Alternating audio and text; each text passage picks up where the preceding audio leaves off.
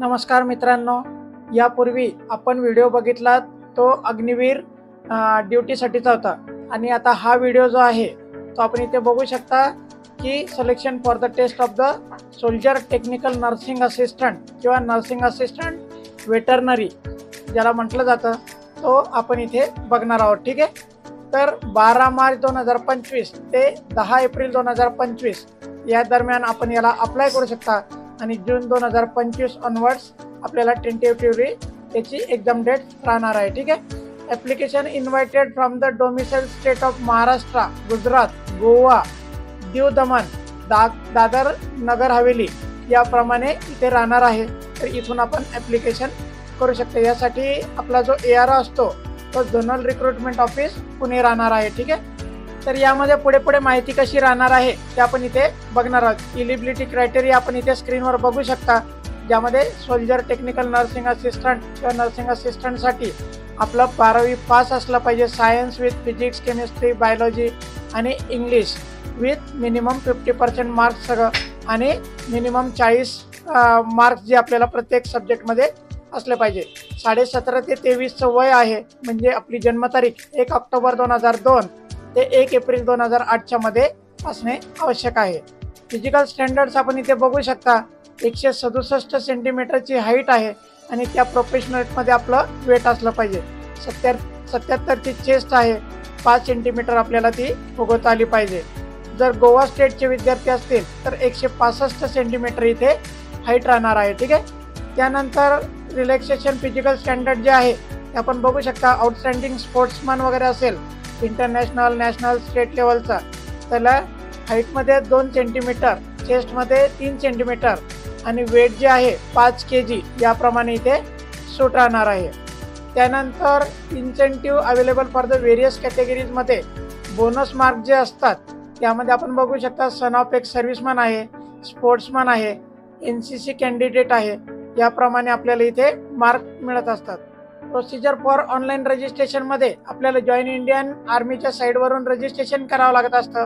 जर आपलं पूर्वीचं रजिस्ट्रेशन असेल तरी आपण याला अप्लाय करू शकता। 12 मार्च 2025 ते 10 एप्रिल 2025 या दरम्यान आपल्याला आता अप्लाय करायचं आहे। एक्झामिनेशन फीस जी आहे यासाठी 250 रुपये त्यांची फीस राहते आणि भरणाऱ्याची जे काही चार्जेस ते आपल्याला द्यावं लागतील। ऑनलाईन फीस जी आहे ते आपण ऑनलाईन पेमेंटद्वारे देखील इथे करू शकता। या रिक्रुटमेंट प्रोसेसमध्ये फेज 1 जो आहे तो आपण बघू शकता की ऑनलाईन कॉमन एंट्रन्स एक्झाम इथे कम्प्युटर बेस्ड राहणार आहे आणि फेज 2 आपली रॅली इथे राहणार आहे। फेज 2 मध्ये जेव्हा आपण रॅलीला जाल तर आपल्याला कोणते डॉक्युमेंट्स लागणार आहे हे फार महत्त्वाचं आहे। तर आपण इथे बघू शकता आपल्याकडे ॲडमिट कार्ड असलं पाहिजे, त्यानंतर आपल्याकडे 20 फोटोज असले पाहिजे, एज्युकेशनल सर्टिफिकेट म्हणजे आपले 10वी 12वीचे शिक्षण झालेले जे सर्टिफिकेट आहे ते आपल्याकडे असले पाहिजे, नॅशनॅलिटी डोमिसाईलचं सर्टिफिकेट आहे, कास्टमध्ये असाल तर कास्ट सर्टिफिकेट आहे, रिलिजन सर्टिफिकेट म्हणजे धर्माबाबतचं सर्टिफिकेट, पोलीस कॅरेक्टर सर्टिफिकेट, त्यानंतर स्कूल सर्टिफिकेट, कॅरेक्टर सर्टिफिकेट, अनमॅरिडचं सर्टिफिकेट, जर आपण रिलेशनमधून अप्लाय करत असाल तर रिलेशनचं सर्टिफिकेट, NCC स्पोर्ट्स जे काय आपल्याकडे असेल ते सर्टिफिकेट आपल्याला लागणार आहे। त्यानंतर आपल्याला ॲफिडेव्हिटचा एक फॉर्मॅट दिला जातो, तो आपल्याला फिल करून तिथे सबमिट करावा लागत असतो।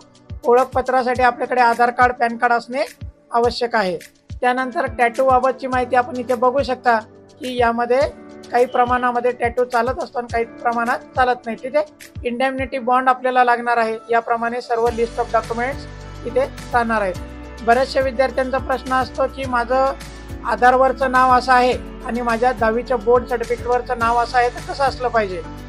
सध्याला न्यू रजिस्ट्रेशन जे आहे ते डिजी लॉकर थ्रू होत असतात, त्यामुळे डिजी लॉकरवरून आपल्याला आधारप्रमाणे नाव घेईल आणि जर आपल्याला आधारचं नाव आपल्या बोर्ड सर्टिफिकेटप्रमाणे करायचं असेल तर आपल्याला आधार केंद्रावर जाऊन ते अपडेट करून घ्यावं लागणार आहे। मित्रांनो, या पदासाठी रिक्रुटमेंट रॅली जी आहे आपण बघू शकता, फिजिकल फिटनेस टेस्ट जी आहे 1.6 किलोमीटर आहे, बीम्स आहे, त्याच्यानंतर 9 फीट डीप्स आहे, त्याच्यानंतर झिगझॅग बॅलन्स आहे, तर 6 मिनिटं 15 सेकंद आपल्याला इथे लागणार आहे। ठीक आहे, need to qualify minimum 6 beams pullups आपल्याला लागणार आहे आणि 9 फीट डीच आणि झिगझॅग बॅलन्स आपल्याला कम्प्लीट इथे करावं लागणार आहे। त्याचबरोबर आपलं फिजिकल मेजरमेंट टेस्ट इथे घेतली जाणार आहे, ॲडिक्युट टेस्ट राहणार आहे आणि आपली मेडिकल एक्झामिनेशन झाल्यानंतर आपल्याला आपल्या पदावर मान्यता मिळत असते। तर याप्रमाणे संपूर्ण महत्त्वाची माहिती आहे।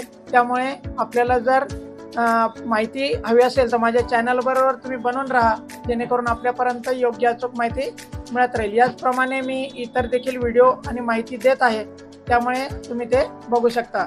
ठीक आहे मित्रांनो, तर सबस्क्राईब करा, जेणेकरून आपल्यापर्यंत डायरेक्टली नोटीस आपल्या मोबाईलवर आपल्याला मिळून जाईल। धन्यवाद मित्रांनो।